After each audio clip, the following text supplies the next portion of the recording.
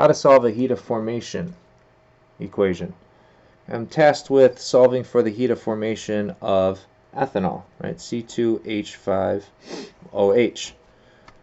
So I know that that's what has to be formed, exactly 1 mole of that thing, and it has to come from carbon and hydrogen and oxygen. Right? I'm breaking down the individual atoms. Then I think about how those things are. Are they monatomic, diatomic, or otherwise? Okay. Carbon likes to be on its own, just one. Hydrogen and oxygen, diatomics. Okay. Then, under standard state, what phase are they in? Carbon's a solid, hydrogen and oxygen are gases. Add them up, and you have a heat of formation start.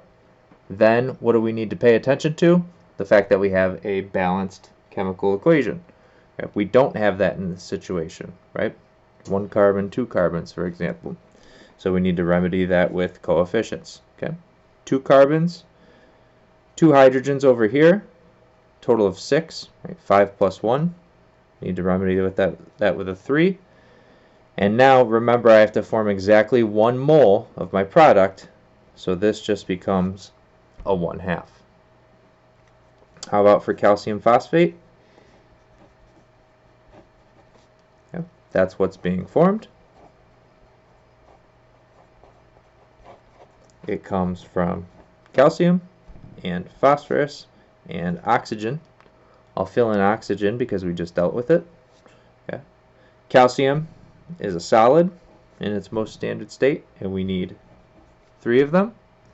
Phosphorus is the tricky one I alluded to in the lecture video. Right? Most standard form of phosphorus is P4. Okay. Then to balance my reaction, I already did 3 calciums. Okay. Oxygens, I have 2 over here. 4 times 2, I need a total of 8. Okay, so that becomes a 4 over here. And now P4, right, but I only need 2 phosphoruses on this side. So that becomes a 1/2. And there we have 2 balanced heat of formation reactions.